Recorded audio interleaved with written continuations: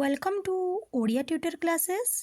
अष्टम श्रेणी पिला माने तुम विज्ञान बहिर ना हो जाइछि जिज्ञासा। जेहेतु पिले प्रथम अध्याय किछि प्रश्न उत्तर नाही, सेतिपाई तुम द्वितीय अध्याय अणुजीव जगतरी जहाँ सब प्रश्न रही तार उत्तर आमे करिबा। वीडियोटी को शेष जाए देख। जो पिला माने चैनल रे नुआ अछ चैनल को सब्सक्राइब कर दियो। क्वेश्चन नंबर 1, एक कोषर विभिन्न अंश तले दिया जाइछि। पार्श्वस्थ चित्र रे उपयुक्त स्थान रे सेगुड़ी लेख। एठी पिले विभिन्न अंश सब रही, यह को आमे ए जो चित्र रही सेठी लिखिबा। एठी देख रही तीनोटी जाक कोष पाई समान। ए जो अंशटी रहिला पिले ए अंशटी तीनोटी जाक कोष रे रही, प्राणी कोष रे, उद्भिद कोष रे एवं बीजाणु कोष रे। ताले एठी जो कोषर अंश सब रही से भितरु को अंश सब ए तीनोटी जाक कोष रे अवस्थित? कोष झिल्ली एवं कोष जीवक। एठी देख जो रेड मार्क मु करदेली से जगार पिले तमे कोष झिल्ली एवं कोष जीवक लिखिदेव। नेक्स्ट रहिला पिले केवल बीजाणु कोष रे। बीजाणु कोष तुमर देख एठू ए जाए रही, एठू पिले ए जो ब्लैक कलर मु करदेली सेठी तमे न्यूक्लियोइड लिखिदेव, कारण केवल न्यूक्लियोइड बीजाणु कोष रे देखा मिले। नेक्स्ट है पिले तुमर केवल उद्भिद कोष रे। एठू ए जाए है तुमर केवल उद्भिद कोष, ताले उद्भिद कोष रे तुमर हो हरित लवक। हलदिया रंग रे तमे हरित लवक लिखिदेव। नेक्स्ट पिले बीजाणु एवं उद्भिद कोषर साधारण अंश रे लिखिबा। एठू ए जाए देख ए अंशटी केवल तुमर बीजाणु एवं उद्भिद कोष रे रही। ए अंश रे हे पिले तुमर कोष भित्ति। एठी एमती गार देकी तमे लिखिदेव कोष भित्ति, कारण कोष भित्ति तुमर बीजाणु कोष एवं उद्भिद कोष उभय रे देखा मिली थाए। नेक्स्ट देखिबा प्राणी कोष एवं उद्भिद कोष उभय रे कौन देखा मिले। एठी जो अंशटी रहिला पिले एठी तमे एमती गार देकी लिखिदेव न्यष्टि, कारण न्यष्टि तुमर प्राणी एवं उद्भिद एही दुई जनक कोष रे देखा मिली थाए। क्वेश्चन नंबर 2, आनंद दुईटी परीक्षा नली नहीं सेगुड़ी क एवं ख भाव में चिन्हित कला। से प्रत्येक परीक्षा नली रे 2 चामच लेखाएं चीनी द्रवण पकाइला। परीक्षा नली खरी से 1 चामच ईस्ट पकाइला। तापरे से प्रत्येक परीक्षा नलीर मुहरे 2टी अल्प फुला जाइतिबा बेलून बांधी देला। तापरे से एहाकु नहीं सूर्य किरण रु दूर रे एक उष्म स्थान रे रखिला। बिट 1, 3 रु 4 दिन पर कौन हेबा बोली तुमे अनुमान करुछ? से देखिला जे परीक्षा नली ख सहित संलग्न बेलून फुली जाइथिला। यार संभाव्य कारण कौन होई पारे? ऑप्शन पिले 4टी देइछि, से भितरु आमे बाछिकी लिखिबा। आंसर हे जिवो ऑप्शन सी, ईस्ट परीक्षा नली ख भितर एक गैस उत्पादन कला जहाँ बेलून को फुलाइला। कारण कौन? कारण परीक्षा नली ख बी रे चीनी द्रवण सहित ईस्ट मिसा जाइथिबारु एहा शर्करा को खाद्य भावे ग्रहण करी किण्वन प्रक्रिया माध्यम अंगारकाम्ल गैस उत्पन्न कला। एही गैस परीक्षा नली रु बाहरी बेलून भितर जमा हेबा फल बेलूनटी फुलीगला। अन्य पक्षरे परीक्षा नली क ए रे ईस्ट नथिबारु सेठारे कौनसी रासायनिक प्रतिक्रिया घटिला नाही एवं बेलूनटी फुलिला नाही। बिटू से आउ एक परीक्षा नली नेला जहार 1/4 अंश चूना पानी रे पूर्ण थिला। से परीक्षा नली खरु बेलून को एपरी भाबरे बाहर कला जेपरी बेलून भितर थिपा गैस बाहर को जाई परिबो नाही। सेही बेलून को चूना पानी थिपा परीक्षा नली मुहरे बांधी देला एवं ताकू भल भाबरे हलाइला। से कौन जानिबाकू चाहुछि बोली तुमे भाबुछ? आंसर ସେ ଜାଣିବାକୁ ଚାହୁଁଛନ୍ତି ଯେ ବେଲୁନ୍ ଭିତରେ ଥିବା ଗ୍ୟାସ୍ଟି ପ୍ରକୃତରେ ଅଙ୍ଗାରକାମ୍ଳ କି ନୁହେଁ। ଯେତେବେଳେ ସେ ବେଲୁନ୍ଟି ଚୂନ ପାଣି ସହିତ ମିଶି ଏକ ରାସାୟନିକ ପ୍ରତିକ୍ରିୟା କଲା, ଏହି ପ୍ରକ୍ରିୟା ଫଳରେ ସ୍ୱଚ୍ଛ ଚୂନ ପାଣି ଦୁଧିଆ ରଙ୍ଗ ହୋଇଯିବ। ଏଥିରୁ ଏହା ପ୍ରମାଣିତ ହେବ ଯେ ଇଷ୍ଟ ଦ୍ୱାରା କିଣ୍ୱନ ପ୍ରକ୍ରିୟାରେ ନିର୍ଗତ ହୋଇଥିବା ଗ୍ୟାସ୍ଟି ଅଙ୍ଗାରକାମ୍ଳ ଅଟେ। କ୍ୱେଶ୍ଚନ୍ ନମ୍ବର 3, ଜଣେ ଚାଷୀ ତାଙ୍କ କ୍ଷେତରେ ଗହମ ଚାଷ କରୁଥିଲେ। ସେ ଭଲ ଅମଳ ପାଇବା ପାଇଁ ସେ ମାଟିରେ ଯବକ୍ଷାରଜାନ ଯୁକ୍ତ ସାର ମିଶାଇଲେ। ପାଖ ପଡ଼ିଆରେ ଆଉ ଜଣେ ଚାଷୀ ବିରି ଫସଲ କରୁଥିଲେ, କିନ୍ତୁ ସେ ଭଲ ଫସଲ ପାଇବା ପାଇଁ ଯବକ୍ଷାରଜାନ ସାର ମିଶାଇବାକୁ ପସନ୍ଦ କଲେ ନାହିଁ। ଏହାର କାରଣ ଗୁଡ଼ିକ ଭାବିପାରୁଛ କି? ଆନ୍ସର୍, ବିରି ଏକ ଡାଲି ଜାତୀୟ ଫସଲ ହୋଇଥିବାରୁ ଏହାର ଚେରରେ ରାଇଜୋବିୟମ୍ ନାମକ ବ୍ୟାକ୍ଟେରିଆ ରହିଥାନ୍ତି। ଏହି ବ୍ୟାକ୍ଟେରିଆ ବାୟୁମଣ୍ଡଳରୁ ସିଧାସଳଖ ଯବକ୍ଷାରଜାନ ସଂଗ୍ରହ କରି ମାଟିରେ ମିଶାଇଥାନ୍ତି, ଯାହାଫଳରେ ମାଟି ସ୍ୱାଭାବିକ ଭାବେ ଯବକ୍ଷାରଜାନ ସମୃଦ୍ଧ ହୋଇଯାଏ। ତେଣୁ ବିରି ଚାଷ ପାଇଁ ବାହାରୁ ଅଧିକ ଯବକ୍ଷାରଜାନ ସାର ପ୍ରୟୋଗ କରିବାର ଆବଶ୍ୟକତା ପଡ଼େ ନାହିଁ।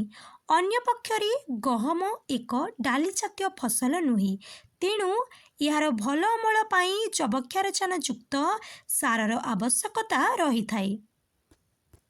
କ୍ୱେଶ୍ଚନ୍ ନମ୍ବର 4, ତନ୍ମୟୀ ନିଜ ବଗିଚାରେ 2ଟି ଗାତ କ ଓ ଖ ଖୋଳିଲା। ଗାତ କରେ ଫଳ ଓ ପନିପରିବା ଚୋପା ସହିତ ଶୁଖିଲା ପତ୍ର ମିଶାଇ ପକାଇଲା। ଗାତ ଖରେ ଫଳ ଓ ପନିପରିବା ଚୋପା ସହିତ ଶୁଖିଲା ପତ୍ର ମିଶ୍ରଣ କଲା ନାହିଁ।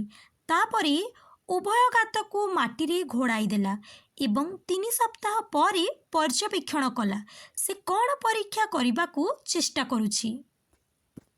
ଆନ୍ସର୍, ତନ୍ମୟୀ ଜୈବ ସାର ପ୍ରସ୍ତୁତି ପ୍ରକ୍ରିୟା ଉପରେ କାର୍ବନ ଏବଂ ଯବକ୍ଷାରଜାନର ସନ୍ତୁଳନ କିପରି ପ୍ରଭାବ ପକାଉଛି ତାହା ପରୀକ୍ଷା କରୁଛନ୍ତି। ଗାତ କର ପ୍ରଭାବ, ଏଠାରେ ପନିପରିବା ଚୋପା ଯବକ୍ଷାରଜାନ ସହିତ ଶୁଖିଲା ପତ୍ର କାର୍ବନ ମିଶି ରହିଛି।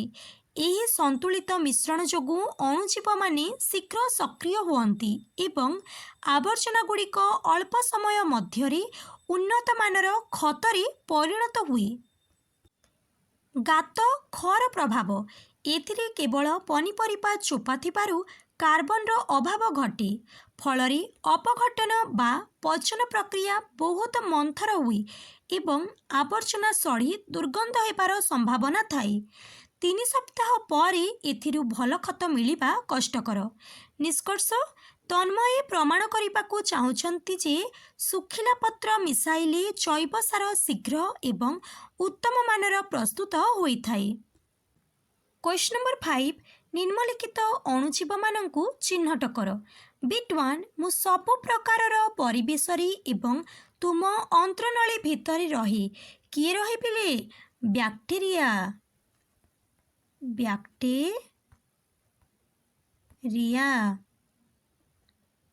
ବିଟ୍ 2, ମୁଁ ରୁଟି ଏବଂ ପିଠାକୁ ଫୁଲାଇ ଦିଏ ଓ ନରମ କରେ। କିଏ ଫୁଲାଇ ଦିଏ? ଇଷ୍ଟ। ବିଟ୍ 3, ମୁଁ ଡାଲି ଜାତୀୟ ଫସଲର ଚେରରେ ରୁହେ ଏବଂ ସେମାନଙ୍କର ବୃଦ୍ଧି ପାଇଁ ପୋଷକ ଯୋଗାଇଥାଏ। କିଏ ଯୋଗାଏ ପିଲେ? ରାଇଜୋବିୟମ୍, ଯାହାକି ଗୋଟିଏ ବୀଜାଣୁ। କ୍ୱେଶ୍ଚନ୍ ନମ୍ବର 6, ଅଣୁଜୀବମାନଙ୍କୁ ସେମାନଙ୍କର ବୃଦ୍ଧି ପାଇଁ ସର୍ବୋତ୍ତମ ତାପମାତ୍ରା, ବାୟୁ ଏବଂ ଆର୍ଦ୍ରତା ଆବଶ୍ୟକ ବୋଲି ଜାଣିବା ପାଇଁ ଏକ ପରୀକ୍ଷା ପ୍ରସ୍ତୁତ କର। ଆନ୍ସର୍ ଦେଖ। ପରୀକ୍ଷା, 3ଟି ପାଉଁରୁଟି ଖଣ୍ଡକୁ ନେଇ ଭିନ୍ନ ପରିବେଶରେ ରଖାଯାଉ। ନମୁନା କ, ଓଦା କରି ବାହାରେ କୋଠରୀ ତାପମାତ୍ରାରେ ଖୋଲା ରଖାଯାଉ। ଏହାକୁ ବାୟୁ, ଆର୍ଦ୍ରତା ଓ ଉଷ୍ମତା ମିଳିବ। ନମୁନା ଖ, ଶୁଖିଲା ଅବସ୍ଥାରେ ବନ୍ଦ ଡବାରେ ରଖାଯାଉ ବାୟୁ ଓ ଆର୍ଦ୍ରତାର ଅଭାବ ପାଇଁ। ନମୁନା ଗ, ଓଦା କରି ଫ୍ରିଜ୍ରେ ରଖାଯାଉ ଅନୁକୂଳ ତାପମାତ୍ରାର ଅଭାବ। ପର୍ଯ୍ୟବେକ୍ଷଣ, 2ରୁ 3 ଦିନ ପରେ କେବଳ ନମୁନା କ ଉପରେ କବକ ବୃଦ୍ଧି ପାଇଥିବାର ଦେଖାଯିବ। ସିଦ୍ଧାନ୍ତ କ'ଣ ହେଲା ପିଲେ?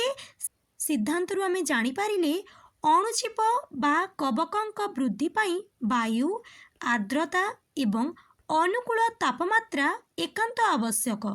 क्वेश्चन नंबर 7 दुई खंड पाउरुटी नियो सेथिरु खंडे हाथ धुआ जगह पाखरी एक प्लेट रे रख अन्य खंड को फ्रिज रे रख 3 दिन पर तुलना कर तुमर पर्यवेक्षण को लेख तुमर पर्यवेक्षण व्याख्या कर। आंसर पर्यवेक्षण 3 दिन पर देखा जे हाथ धुआ जगह बा बाहरी रखा जाइतिबा पाउरुटी उपरे धला कला किंबा पाउसिया रंगर आस्तरण कबक जमी जाइछि एवं यह नष्ट होई जाइछि। अन्य पक्षरे फ्रिज रे थिबा पाउरुटी रे कोनोसी परिवर्तन होई नाही एवं ताहा खाइबा योग्य होई रहिछि। कारण कोन देखिबा अणुजीव मानकर वंशवृद्धि पाई उपयुक्त तापमात्रा और आर्द्रता आवश्यक। हाथ धुआ जगह पाखरी जलीय बाष्प और उषुम परिवेश थिबारु सेठारे अणुजीव माने सक्रिय होई पारंती नाही फलरे पाउरुटीटी सतेज रहे। क्वेश्चन नंबर 8 दीपक लक्ष्य कला जे जेतेबेले दही गोटे दिन पाई सेहीपरि भाବରେ रखि दिया जाए ताहा अधिक खट्टा होई जाए एही पर्यवेक्षणर दुईटी संभाव्य व्याख्या कौन होई पारे। आंसर दही अधिक खट्टा हेबार मुख्य कारण हेउछि एथिरे थिबा लैक्टोबैसिलस बैक्टेरियाଙ୍କ कार्यकारिता। जदि दही को अधिक समय धरी बाहरी रखा जाए तेबे एही बैक्टेरिया माने क्षीर रे थिबा शर्करा को अधिक परिमाणर लैक्टिक एसिड रे परिणत करंती जहा दही को खट्टा स्वाद देइथाय। एहा छड़ा बाहरर उषुम तापमात्रा एही अणुजीव मानक वंशवृद्धि प्रक्रिया को त्वरान्वित करिथाय फलरे अधिक संख्यक बैक्टेरिया सृष्टि होई दही को खूब शीघ्र अधिक खट्टा करि दियंती। क्वेश्चन नंबर 9 चित्र रे दिया जाइतिबा चित्र को देख एवं निम्नलिखित प्रश्न गुड़िकर उत्तर दियो। बिट 1 फ्लास्क करे थिबा चीनी द्रवण रे कोन देखुछ। आंसर फ्लास्क करे थिबा उष्म चीनी द्रवण और ईस्ट जोगु किण्वन प्रक्रिया संगठित होई सुरासर और अंगारकाम्ल गैस सृष्टि हेबो। बिट 2 4 घंटा पर तुमे परीक्षा नली खरी कौन देखिबो यह कहीं घटिला बोली तुमे भाबुछ। आंसर 4 घंटा पर परीक्षा नली खरी थिबा स्वच्छ चून पानी दुधिया होई जिवो। कारण फ्लास्क करे ईस्ट चीनी को खाद्य भावे ग्रहण करी अंगारकाम्ल गैस त्याग करी एही गैस नली देई परीक्षा नली ख को जाए एवं चून पानी सहित रासायनिक प्रतिक्रिया करी ताकू दुधिया करी दिए। बिट 3 फ्लास्क करे जदि ईस्ट मिश्रण करा न जाए तेबे कौन हेबो। आंसर जदि ईस्ट मिसा जीव नाही तेबे कौनसी किण्वन प्रक्रिया घटिबो नाही फलरे अंगारकाम्ल गैस सृष्टि हेबो नाही एवं परीक्षा नली खरी थिबा चून पानीर रंगरे कौनसी परिवर्तन हेबो नाही। ताले एतिकी थिला पिले तमरो प्रश्न उत्तर वीडियोटी को लाइक करि दियो तम सांग मानक सह शेयर करि दियो जो पिला माने चैनल नुआ छ चैनल टी को सब्सक्राइब करि दियो।